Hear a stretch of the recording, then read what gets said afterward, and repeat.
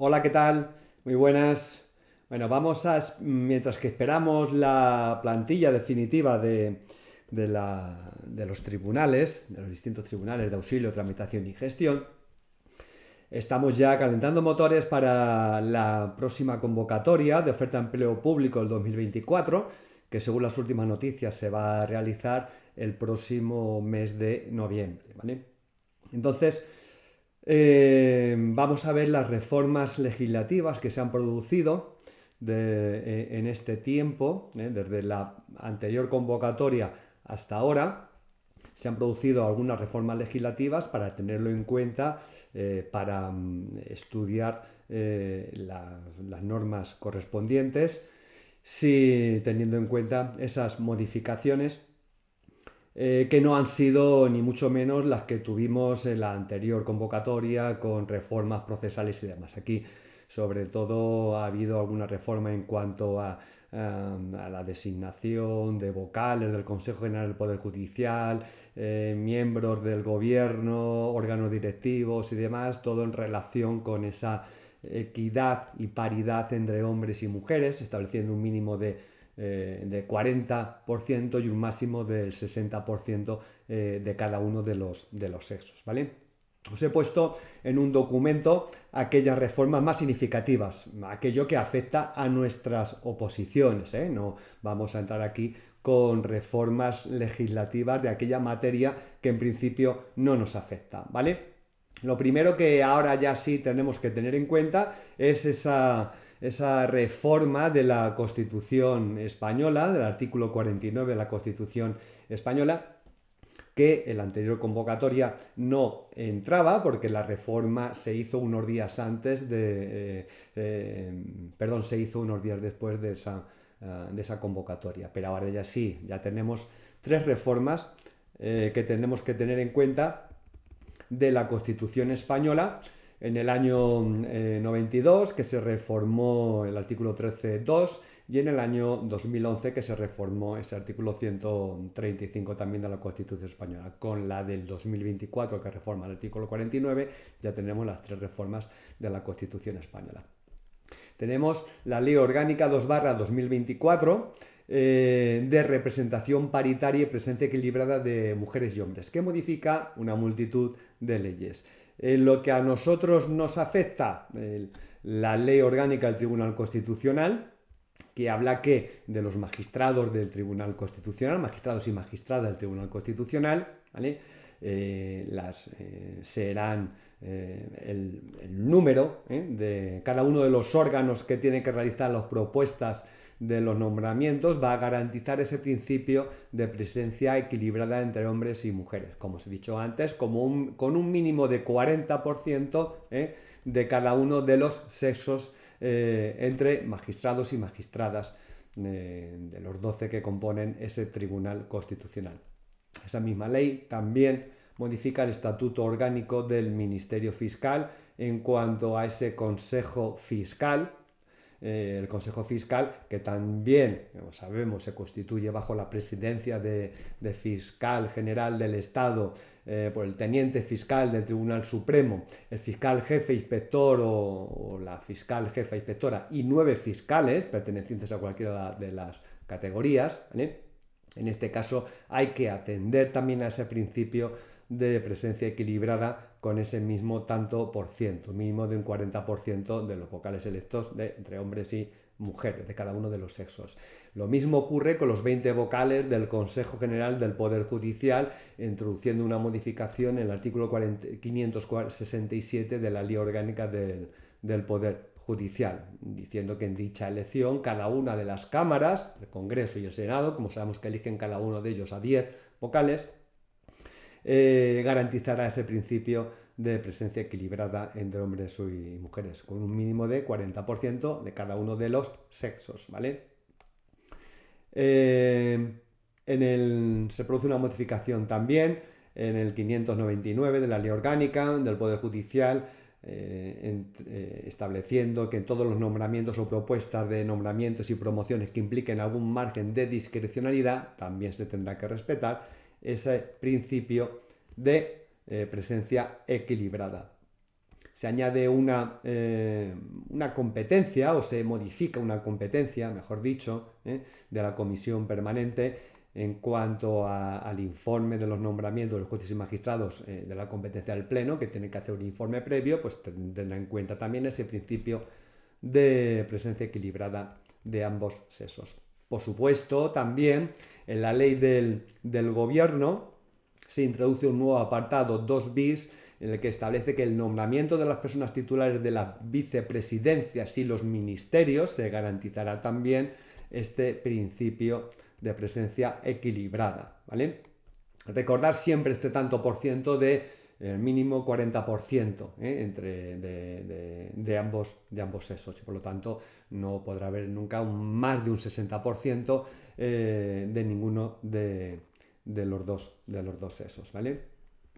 Entonces, presencia equilibrada en los miembros del gobierno y también en los miembros, en los nombramientos y designaciones de las personas titulares de los órganos superiores y directivos de la Administración General del Estado. También secretarias de Estado, órganos directivos de la Administración General del Estado, donde se establece también ese principio proporcional de presencia equilibrada de hombres y mujeres en todos estos órganos, ¿vale? Incluso también, y con esto acabamos, la Ley Orgánica de Libertad Sindical, en la que también establece que los órganos de representación, gobierno y administración de los sindicatos, ¿vale?, también tendrán que establecer esa representación paritaria y presencia equilibrada entre hombres y mujeres, ¿vale? Nos vamos a otra modificación que se ha producido en el Estatuto Básico del Empleado Público, en el que tuvimos hace un par de años una situación en la que se añadía, además de las funcionarias víctimas de violencia de género y de las víctimas de terrorismo en su familiar directo, se incluyó a las víctimas de violencia sexual. Eso desapareció en una siguiente reforma que hubo en unos meses y ahora se ha vuelto a introducir. Entonces se puso, se quitó y ahora se vuelve a introducir. Y equipara estos permisos de conciliación o situaciones de excedencia, equipara a las víctimas de violencia sexual con las de violencia de género y las víctimas de terrorismo. Por lo tanto, ahora, permisos por razón de violencia de género o de violencia sexual sobre la mujer funcionaria, establece que las faltas de asistencia de funcionarias víctimas de violencia de género o violencia sexual, total, eso parece, tendrán consideración de justificadas, ¿vale? Es decir, los mismos derechos que tienen las víctimas de violencia de género se incluyen ahora también a violencia sexual. No hay nada más que incluir también víctimas de violencia sexual. Movilidad por razón de violencia de género, violencia sexual y violencia terrorista. Y también se incluye la excedencia por razón de violencia de género o violencia sexual, con los mismos términos que conocemos para las funcionarias víctimas de violencia de género, que también se equiparan a ellos los de terrorismo, ¿vale? Hay otra ley orgánica, la 3/2024, ley orgánica que modifica algunos artículos de la Ley Orgánica del Poder Judicial y del Estatuto Orgánico del Ministerio Fiscal. Aquí son modificaciones importantes, ¿vale? Porque tenemos que tener en cuenta el artículo 343 de la Ley Orgánica del Poder Judicial, que modifica esa composición de los distintos magistrados de las salas del Tribunal Supremo, la que establece el 343 que en las distintas salas, de cada 5 plazas de sus magistrados, 4 se proveerán entre miembros de la carrera judicial, con 10 años al menos en la categoría de magistrado y no menos de 20, ojo, 20, antes eran 15, pues ahora no menos de 20 en la carrera. Diferenciamos aquí, siempre importante, tiempo en la categoría de magistrado, al menos 10 años, y tiempo en la carrera judicial, al menos 20 ahora, ¿vale? ¿De acuerdo? Creo que es muy importante. El artículo siguiente, el 344, establece que entre los magistrados que tienen del Tribunal Supremo que accedan, de esos 4 magistrados de cada 5 que acceden de la carrera judicial, 2 tienen unas condiciones especiales si se han superado las pruebas de selección del orden jurisdiccional civil y penal, las pruebas de especialistas, el orden jurisdiccional contencioso administrativo, social, etcétera, ¿vale? Entonces, si tienen esa especialidad, entonces hay un criterio distinto en el que se le exige esos 20 años en la carrera, ¿vale? Pero solo 5 en la categoría. Entonces, los 20 años en la carrera se va a exigir siempre a los magistrados de la carrera judicial que ocupen puestos en las salas del Tribunal Supremo. Y como norma general, el artículo 343 establece que al menos 10 años en la categoría de magistrado, pero si tienes esa especialidad, solo se te va a exigir 5 años en la categoría. Como sabemos, la quinta plaza se va a cubrir entre juristas con más de 15 años y demás, ¿vale?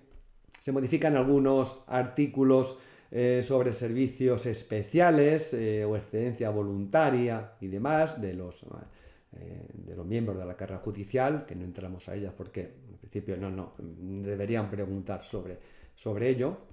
Y se modifica un artículo, otro artículo de los vocales del Consejo General del Poder Judicial, que ya hemos dicho anteriormente, una ley orgánica que modificaba y que introducía ese principio de paridad, de equilibrio entre hombres y mujeres, y ahora establece, como sabemos, de los 20 vocales del Consejo General del Poder Judicial, ¿vale? 12 son del turno de la carrera judicial y 8 son del turno de juristas, es decir, turno de juristas que tengan más de 15 años de experiencia en cualquiera de las profesiones jurídicas y que acrediten méritos destacados en su ejercicio. Dentro de ese turno de juristas también pueden ser elegidos vocales del Consejo General del Poder Judicial, miembros de la carrera judicial que no estén en servicio activo, Pero ahora se añade, al menos durante un año anterior a su elección. Es decir, no vale que yo haya pasado a excedencia voluntaria por interés particular hace 3 meses, hasta que no pase un año, desde que dejé de estar en servicio activo, no puedo ser incluido en el turno de juristas, ¿vale? Y establece también otra serie de excepciones para que no puedan ser elegidos por el turno de juristas aquellos miembros de la carrera judicial que aquellos juristas que en los últimos 5 años hayan sido nombrados titulares de un ministerio, de una secretaría de Estado, o hayan sido diputados, senadores o miembros del Parlamento Europeo, es decir, como una serie de incompatibilidades durante los 5 años anteriores para que pueda ser nombrado vocal del Consejo General del Poder Judicial, ¿vale? Se adiciona un párrafo que antes de la elección los candidatos deberán comparecer ante la comisión de nombramientos correspondientes a la Cámara. Y también hay una modificación porque antes se establecía que cada una de las cámaras se elegirían también a 3 suplentes de cada uno de los turnos, y ahora lo que se establece es que las cámaras designarán un suplente por cada uno de los vocales titulares, también una modificación importante, ¿vale? Otra modificación que considero que no podemos dejar en el olvido y que tenemos que recalcar principalmente es la forma de elegir al vicepresidente del Tribunal Supremo, que será nombrado por mayoría de 3/5. Antes era por mayoría absoluta y ahora se cambia esa mayoría por 3/5 del Pleno del Consejo General del Poder Judicial. El resto, en cuanto a requisitos y demás, son los mismos. Se añade una nueva comisión en el artículo 595 de la Ley Orgánica del Poder Judicial. Se añade una modificación a las ya existentes de la Comisión Permanente Disciplinaria, Asuntos Económicos y de Igualdad. Se añade la Comisión de Calificación. Que será, que ahora veremos más adelante, establece las funciones de esa Comisión de Calificación. Además de estas comisiones que se establecen en este artículo, también se introduce un apartado nuevo en el 599 que posibilita al Pleno para poder crear otras comisiones, ¿vale? Siempre y cuando se alcance esa mayoría de 3/5 de los vocales, ¿vale? Se añade ese 610 bis introduce la composición y funciones de la comisión de calificación. Y otro artículo que se modifica, creemos que también importante, es el 630, en el apartado primero, que establece de norma general que los acuerdos de los órganos colegiados del Consejo General del Poder Judicial serán adoptados por mayoría absoluta de los miembros presentes, salvo cuando la ley orgánica disponga otra cosa, como acabamos de ver, ¿no? En el nombramiento del vicepresidente del Tribunal Supremo, que ahora es por mayoría de 3/5. ¿Vale? Pero a esa mayoría absoluta, salvo lo que específicamente diga la ley orgánica o cuando se trate del nombramiento de presidentes de sala y magistrados del Tribunal Supremo, presidentes de la Audiencia Nacional, presidentes de sala de la Audiencia Nacional, presidentes del Tribunal Superior de Justicia, presidentes de sala del TSJ y presidentes de la Audiencia Provincial, que en ese caso se requerirá mayoría de 3/5 de los miembros presentes. Ojo, este artículo estaba